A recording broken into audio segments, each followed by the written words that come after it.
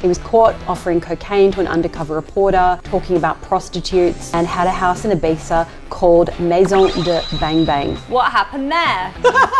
Sorry.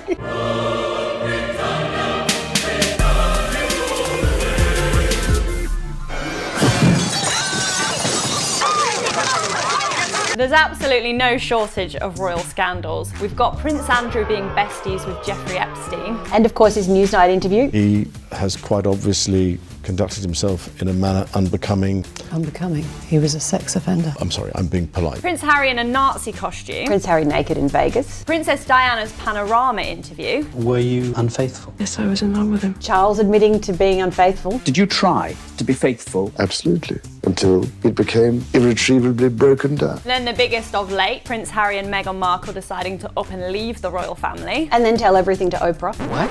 But there are so many royal scandals that we've all but forgotten about. But they're still really juicy. You've got 45 seconds for each question. First off, I've got 2 words for you. Toe sucking. Who was this and just why? So it's Fergie, it's Sarah Fergurson, it's the Duchess of York. This barrel's for me. It's 1992. She and Prince Andrew had been divorced for a few months. It's summer and Fergie rents a place in the south of France with her 2 daughters. But what made it really controversial is she took her financial advisor, John Bryan, with her. And not only that, but a pap found them and took photos of Bryan sucking Fergie's toes, Fergie topless, and all of this happening while her 2 daughters, Princess Beatrice and Eugenie, were around. It was an absolute sensation. And just to make things super embarrassing, the pictures got published while Fergie was staying at Balmoral with the Queen and Prince Philip. The Mirror, who printed the story, sold out and had to print another 400,000 copies the same day just to keep up with demand. Everyone wanted to see. Sarah Fergurson, just no. No to the toe kissing or sucking. Ooh. No. I remember seeing it and just going, oh no, Sarah. And that's when Carolyn, my best friend in the world, she said to me, now you need help, Sarah. You need help. This is crazy. What is happening here? Okay, in 2001, the normally very unassuming Sophie Wessex found herself spilling all to a sheikh. What happened there? So she'd married Edward in 1999 and she was going to be a modern 90s career gal and keep her job working in PR. She had a PR business called RJH. Unfortunately, in 2001, an undercover reporter posing as an assistant to a mysterious Middle East sheikh took several meetings with Sophie and her business partner and recorded the 2 of them saying incredibly indiscreet and embarrassing things about the Queen, about Camilla, and about a bunch of political figures. It was a massive scandal and incredibly embarrassing to the Crown. And this bright idea that sort of a female member of the royal family could keep her job just got knocked on the head. Sophie had to shut the business and ever since then she's just been opening fates. And this is why women shouldn't be allowed to work. Of course. Would you like to watch it together? Yes. Let's have a look. I am a fighter and not a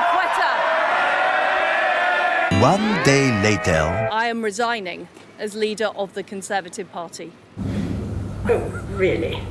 And this is my absolute favourite. In 2003, we discovered that the Queen eats her cereal from Tupperware, which is outrageous in itself, but the real scandal is how we found out. So we found this out because a reporter had gone undercover for 3 months as a footman inside Buckingham Palace, working in the private apartments and up near the Queen and Philip and Princes Andrew and Edward. And not only did he see what was going on, he took photos. And when some of those photos were published of the Queen's breakfast table, and they published details like the Queen kept her breakfast cereal in Tupperware. They had a really old-fashioned battery-powered radio they kept between them every day. Quite sweet. But there was a huge outcry. The Queen went to court immediately to prevent publication of any further photos. We know there are photos out there somewhere in some photo archive of Prince Edward's bedroom, Prince Andrew's bedroom, maybe even of the Queen's bedroom, but we'll never see them. Still, it was a massive security breach, and afterwards they really tightened things up. I would absolutely love to spend 3 months working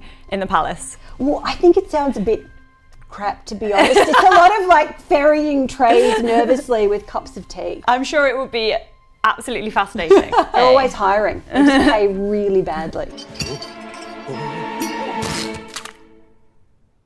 Next, it's 2009 and the usually goody two-shoes Kate Middleton is in trouble. I know there's not many Kate scandals, but back then Kate was not a royal wife. She was still just William's girlfriend, and it turned out she has a super controversial relative, Uncle Gary Goldsmith. Now, he was not just some nice accountant from the Midlands, he was quite a controversial figure. He was caught offering cocaine to an undercover reporter, talking about prostitutes, and had a house in Ibiza called Maison de Bang Bang, which is pretty gross. 2 years later, it was a bit of a shock when he got an invitation to the royal wedding.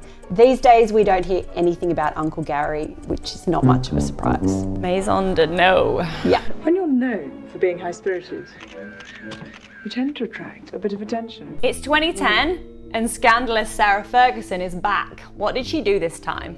Well, it all comes back to Prince Andrew. At the time, he was a UK trade ambassador, so Britain had sent him off around the world to talk about trade deals or whatever. So what happened was Fergie was caught on camera offering to sell access to Andrew for £500,000. £500,000 when you can, to me, open doors. You Prince Andrew? Yeah. Is that a deal? Yeah. Oh my God. It's Fergie, baby! It was incredibly controversial and really, really dodgy. Now, these days, nobody would be offering to pay any money to be anywhere near Andrew. And now we'd all pay to stay away from Prince Andrew. Far, far away. Thank you as always, and if you want to see more of Daniela Elser's work, it's at news.com.au.